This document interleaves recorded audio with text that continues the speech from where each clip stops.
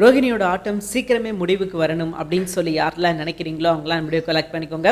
ஆமாங்க, ரோஹிணி இப்போ ஒரு மிகப்பெரிய ஒரு திட்டம் போட்டிருக்காங்க. அது என்ன அப்படின்னு பார்த்தீங்கன்னா, முத்துவை அவங்க கூட கார் ஓட்ட அனுப்பக்கூடாது. அப்படி அனுப்புனாங்க அப்படின்னா ஏதாவது ஒரு சூழ்நிலையில் அவங்க கண்டிப்பாக முத்துக்கிட்ட புலம்புவாங்க. ஸோ அப்படி அவங்க புலம்புனாங்க அப்படின்னா ஃபோட்டோவை காட்டுறதுக்கான வாய்ப்புகள் அதிகமாக இருக்குது. அவங்க ஃபோட்டோவை காட்டினா இவங்க மாட்டிக்கிடுவாங்க அப்படின்றதுனால இப்போ அவங்க என்ன பண்ணியிருக்காங்க அப்படின்னு பார்த்தீங்கன்னா, அழகா பிளான் பண்ணி விஜயாவையும் சுருதியையும் இவங்க தனியாக கூட்டு வந்துட்டாங்க. எனக்கு ஒரு கூப்பன் கிடைச்சிச்சு வாங்க அப்படின்னு சொல்லி இங்க கூட்டு வந்துட்டாங்க.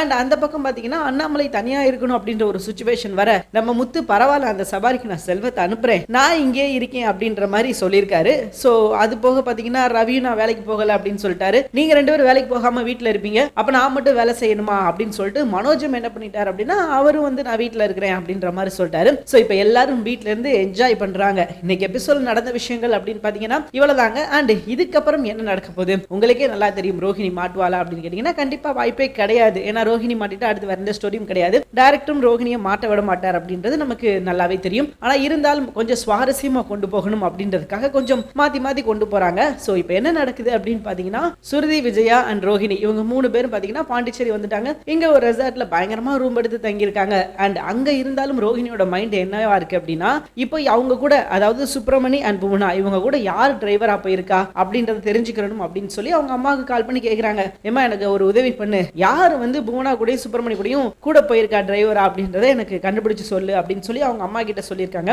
அவங்க அம்மாவும் என்ன பண்றாங்க அப்படின்னா யாரு என்ன ஏது அப்படின்னு சொல்லி விசாரிச்சிட்டாங்க.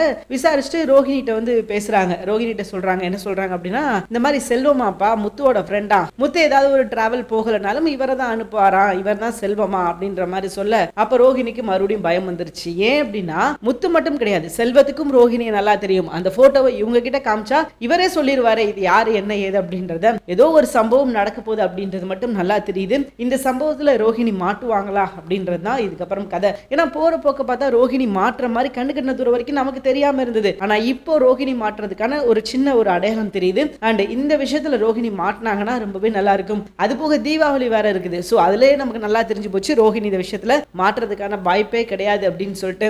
சரி, நாளைக்கு எபிசோட்ல என்ன நடக்க போகுது அப்படின்னு பாத்தீங்கன்னா ரோஹிணி அங்க இருந்துகிட்டே பிளான் பண்ணுவாங்க. செல்வத்துக்கிட்ட இவங்க எதுவும் பேசிடக்கூடாது அப்படின்னு சொல்லிட்டு. அப்ப செல்வத்துக்கிட்ட இவங்க எதுவும் பேசக்கூடாது அப்படின்னா பூனாக்கு நம்ம கால் பண்ணி பேசுவோம் அப்படின்னு சொல்லிட்டு இவங்க பூனா கால் பண்ணி பேசுறாங்க. நீங்க எங்க இருக்கீங்க, நான் உங்களை பார்க்கணும், மற்றபடி நீங்க யாரு என்ன ஏது அப்படின்ற விஷயத்த நீங்க எங்கேயுமே சொல்லக்கூடாது அப்படின்ற மாதிரி ரோகிணி சொல்ல அதற்கு பூனா இருந்துகிட்டு என்னமா சொல்ற, நீ சொல்றதுக்கும் நாங்க கேட்கறதுக்கு ஏதாவது சம்மந்தம் இருக்குதா, உன்னை பார்த்து உங்ககிட்ட மன்னிப்பு கேட்கணும் அப்படின்னு சொன்னோம், வேற என்ன நான் உங்ககிட்ட எதிர்பார்த்தேன், அது மட்டும் தானே நான் கேட்கிறேன் அப்படின்ற மாதிரி இவங்க சொல்ல நீங்க சொல்றதெல்லாம் சரிதான், அது ஒரு பக்கம் இருக்கட்டும், ஆனா நான் சொல்ற மாதிரி நீங்க செய்யணும், நீங்க செஞ்சீங்க அப்படின்னா கண்டிப்பா நான் உங்களை மன்னிப்பேன் அப்படின்ற மாதிரி ரோஹிணி டிமாண்ட் வைக்கிறாங்க.